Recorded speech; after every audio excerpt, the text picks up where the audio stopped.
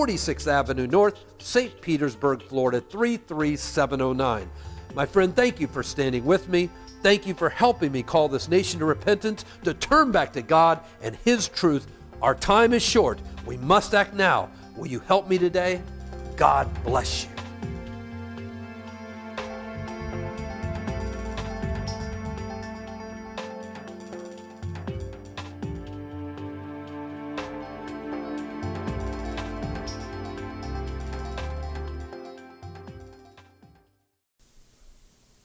And welcome back to Live Prayer. Listen, I just want to say a great big thank you to those who have taken the time to send in the emails, the encouraging emails. Let me know that you're praying for me in this ministry. It means so much to me. Thank you. It really does touch me to know how many people in this Fort Myers, Naples area are praying for me and the work God is doing through Live Prayer. It really makes a difference. Thank you so much. And thank you also to those who have been able to make that sacrifice to stand with us financially, because you make this program possible. This is like no program on television, Christian or secular, and we are in the process now of syndicating this program into other cities all over the country. You are making that possible. I don't have jet planes, I don't have mansions, I don't have brand new Bentleys like a lot of these guys think that if they drive around a brand new Bentley, that means God's blessing them. I'm blessed every day just to wake up and be able to serve God. I don't use money for the things of this world. I want to use the money we get to bring souls to faith in Jesus Christ, and that's exactly what we do.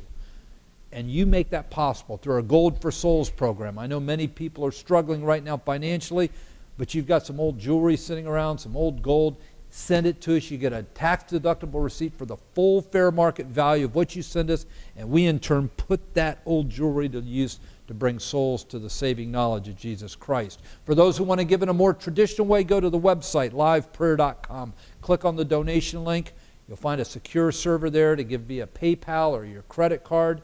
Or if you just want to mail us a gift, that's fine too. Send it to our headquarters up in St. Petersburg. That address is on the screen. Whatever you can do to help me, your prayers, your sacrificial giving, thank you so much, because standing with me allows me to continue to bring this great program every day into this Fort Myers, Naples market, and it's allowing us now to expand it into other markets around the country. So thank you so much.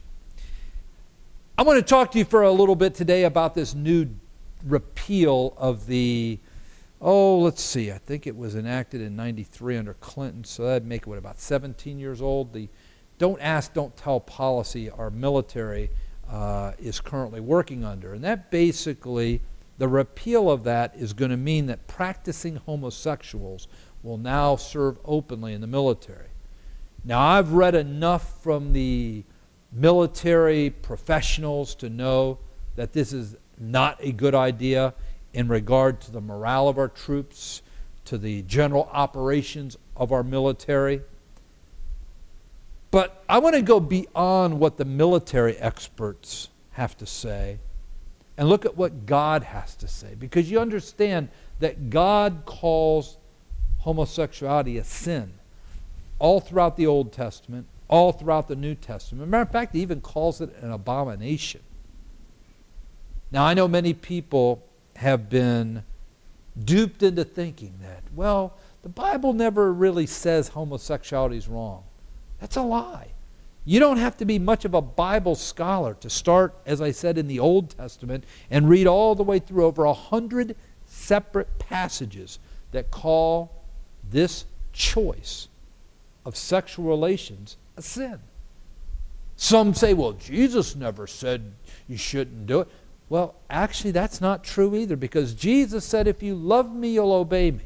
Now listen, I know in this perverted world we live in, there are now churches that have openly homosexual pastors, where they actually celebrate and glorify and condone this sin.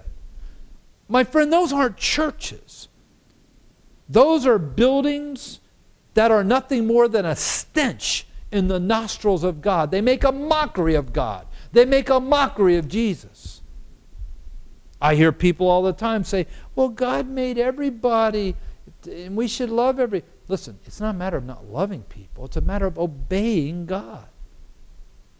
Did God make everybody? Yes. But God also made everybody with free will. And it's utilizing that free will that people choose to commit sinful acts like homosexuality. Now, just so you understand, you're born with white skin or black skin or brown skin or red skin. You have no choice over that. You're born with blue eyes or green eyes or brown eyes. That's not a choice you make. When you take your pants off and have sexual, that's a choice, my friend. That is a conscious choice you're making. And God calls that choice a sin. So from a biblical standpoint, whether they keep the don't ask, don't tell policy or they repeal it isn't really an issue. Any acts of homosexuality are a sin in the eyes of God. And again, that's not Bill Keller saying that. You know, I know people will email me, as they always do, oh, you're just a homophobe, you're a hater, and blah, blah, blah. You know what absolutely kills me? And I probably need to do a program like this one of these days. Most people don't ever see the other side of homosexuality. Oh, you'll hear the activists tell you how wonderful it is, and you'll hear Rosie and Ellen and all these Rachel Maddow and all these gay activists tell you that, you know, people should just leave us alone and this and that. But you know what we get to see every day at Live Prayer? We get to see people who've had their lives destroyed by this sinful choice, because sin destroys. And when you commit the sin of homosexuality, you will destroy yourself in many different ways. See, they don't show you that side of this sin. They don't show you the other side of the sin. They promote the sin, they glorify the sin, but they never show you the truth of the sin, because the truth of the sin is what happens to people's lives who are engaged in that sin. So whether they continue with the don't ask, don't tell policy, as the military experts want, because they've all said it's bad for the military to repeal it, or if they go ahead and repeal it, as it looked like they will, the House already has, now it's up to the Senate. It doesn't really matter in the eyes of God, because God calls this choice of sexual act a sin. And that, my friend, isn't Bill Keller talking, that's God talking. So if you have an argument about this issue, go chat with God. All right, we've got another break. When we come back, I have the favorite part of the program for me each day. That's our ministry time, when I get to pray for you. So watch this special announcement. I'll be right back with more of today's Live Prayer. Now you can be part of this great movement to turn this nation back to God and biblical truth. One way you can help is by donating your old gold and jewelry to goldforsouls.com. Goldforsouls.com was set up to make it easy for people like you to give to support this great effort.